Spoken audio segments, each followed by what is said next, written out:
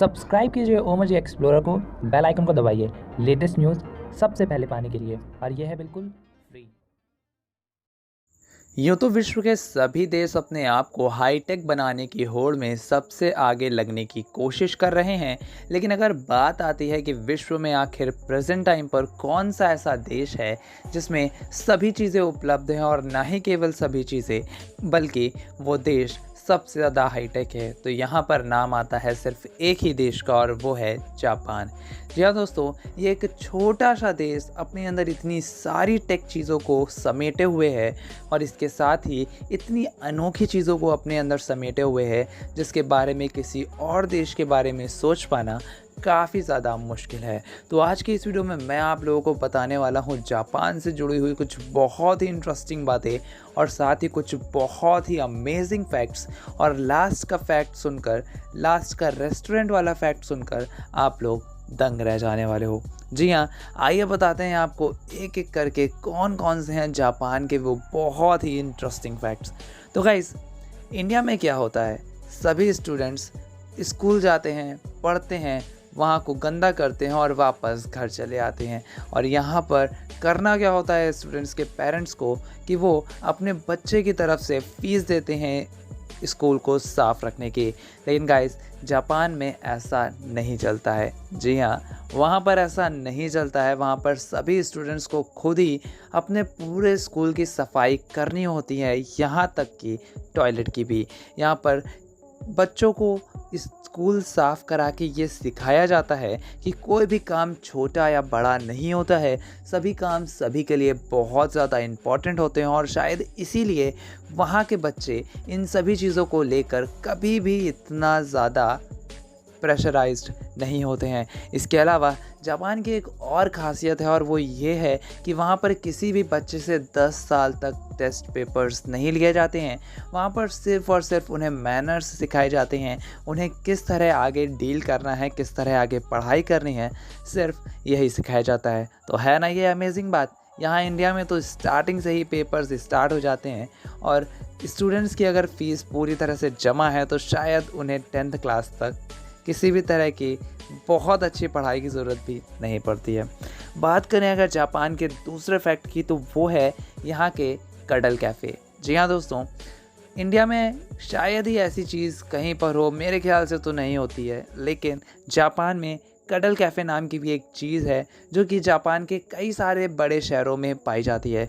यहाँ पर वो पर्सन्स जो कि अकेले रहते हैं, जिन्हें उनकी लाइफ में किसी भी तरह का कोई पार्टनर नहीं मिल पाया होता है, ऐसे में यहाँ पर वो इस कडल कैफ़े में हर 1 घंटे का एक पैसा चुकाकर, जहाँ 1 घंटे के 6000 जापानीज़ येन, तो वहीं 10 घंटे के 50,000 जापानीज़ येन में एक लड़की को अपने साथ रख सकते हैं। यहाँ पर वो उनके साथ वो कुछ नहीं कर सकते हैं जिसका आपके माइंड में ख्याल आ रहा है। यहाँ पर सिर्फ़ और सिर्फ वो उनके साथ रुक सकते हैं, उनसे बातचीत कर सकते हैं, और उनके साथ लेट सकते हैं। अब ऐसे में यहाँ पर ये एक ऑकवर्ड सी चीज़ है जो कि सिर्फ जापान में पाई जाती है, और किसी देश में भी ऐसी कोई भी जगह नहीं है। इसके अलावा अगर बात करें जापान के तीसरे अमेजिंग फैक्ट्स की, तो वो है यहाँ पर पाई जाने वाली बुलेट ट्रेन। जी हाँ, सभी लोगों को पता है कि जो बुलेट ट्रेन का आविष्कार है वो जापान में ही हुआ था, लेकिन आखिर जापान की ही बुलेट ट्रेन इतनी ज़्यादा फेमस क्यों है? तो ऐसा इसलिए है क्योंकि जापान की बुलेट ट्रेन्स कभी भी लेट नहीं होती हैं। यहाँ पर अगर बुलेट ट्रेन्स 10 सेकंड से ज़्यादा लेट होती हैं, तो वहाँ पर उस ट्रेन का ड्राइवर हर एक पैसेंजर से पर्सनली माफ़ी मांगता है। और यही नहीं, बल्कि इन बुलेट ट्रेन्स के अंदर का माहौल भी बहुत ज़्यादा इंटरेस्टिंग रहता है। यहाँ की चेयर्स को अगर आप लोग देखें तो वो बहुत ही आराम से किसी भी डायरेक्शन में घुमाई जा सकती हैं। इसके अलावा चेयर्स के बीच का स्पेस, और साथ ही ट्रेन्स का इतना ज़्यादा बड़ा होना, और यहाँ तक कि यहाँ के ट्रैक्स बिल्डिंग्स के अंदर से भी निकलते हैं, जो कि अपने में ही एक बहुत ही अमेजिंग चीज़ है। इसके अलावा जापान की चौथी जो कि सबसे अमेजिंग फैक्ट है वो ये है कि वहाँ पर कुछ अजीबोगरीब तरह की वेंडिंग मशीन्स पाई जाती हैं। जी हाँ, ये वेंडिंग मशीन्स किस तरह की होती हैं? यार दूसरे देशों में या फिर अगर इंडिया की बात करें तो यहाँ पर भी कई सारे स्टेट्स में वेंडिंग मशीन्स मिल जाती हैं और एयरपोर्ट्स पर ज़्यादातर हर एक स्टेट्स के मिल जाती हैं। अब ऐसे में यहाँ पर इन वेंडिंग मशीन्स पर आप पैसे डालते हैं और कोल्ड ड्रिंक्स या फिर चिप्स टाइप के पैकेट्स को निकाल लेते हैं। लेकिन जापान में एक ऐसी वेंडिंग मशीन भी है जहाँ पर आप पैसे डालते हैं और जानते हैं क्या निकाल सकते हैं, एक अपने लिए पपी।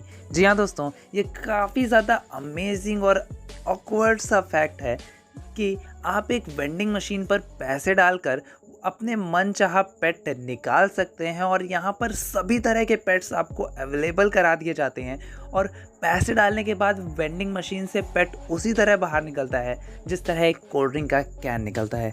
इसके अलावा जापान का एक और अमेजिंग फैक्ट है और वो है वहाँ पर मिलने वाली ब्रा। जी हाँ दोस्तों, यहाँ पर गर्ल्स के लिए एक बहुत ही अमेजिंग सी ब्रा तैयार की गई है जिसका नाम है ट्रू लव ट्रांसटर।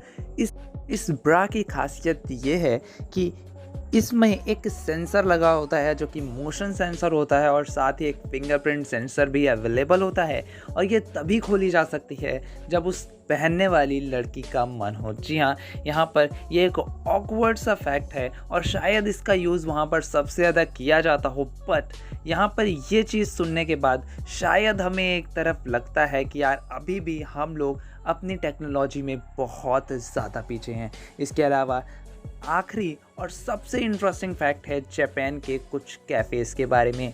जी हाँ, जापान में कुछ बहुत ही इंटरेस्टिंग रेस्टोरेंट्स पाए जाते हैं जहाँ पर न्यूड मॉडल्स के ऊपर खाने को सर्व किया जाता है। जी हाँ, जैसा कि मैंने आपको बताया था कि लास्ट का फैक्ट बहुत ज़्यादा अमेजिंग होने वाला है और वो ये है कि जापान में कुछ न्यूड मॉडल्स के ऊपर खाने को सर्व किया जाता है जहाँ पर उन मॉडल्स को बिल्कुल भी हिलना नहीं होता है और ऐसे में यहाँ पर उन मॉडल्स के ऊपर खाने को सर्व किया जाता है और बॉयज़ आते हैं और उस खाने को अपने मुंह से उठाकर खाते हैं। अब ये काफ़ी ज़्यादा अजीब होता होगा उस टाइम और इसका एक्सपीरियंस हम बिना किए सोच भी नहीं सकते हैं। लेकिन यही नहीं, वहाँ पर जितनी प्रायोरिटी बॉयज़ को दी जाती है उतनी ही गर्ल्स को दी जाती है। जी हाँ, आप बिल्कुल सही सोच रहे हैं। वहाँ पर बॉयज़ का भी एक न्यूड कैफ़े होता है जहाँ पर उनके ऊपर भी खाने को सर्व किया जाता है और उनके ऊपर से खाना पता है कौन उठाती हैं? गर्ल्स। जी हाँ, सेम एज इट इज़ जैसे बॉयज़ का कैफ़े होता है वैसे ही गर्ल्स का कैफ़े होता है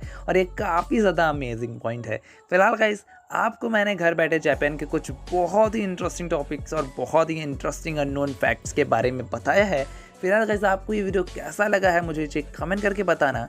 वीडियो पसंद आई हो तो इसे लाइक और शेयर करना मत भूलना और अगर अभी तक आपने हमारे चैनल ओमर जी एक्सप्लोरर को सब्सक्राइब नहीं किया तो नीचे दिखाए रेड कलर के बटन को टच करके हमारे चैनल सब्सक्राइब कीजिए। अभी के लिए इतना ही। जय हिंद, वंदे मातरम।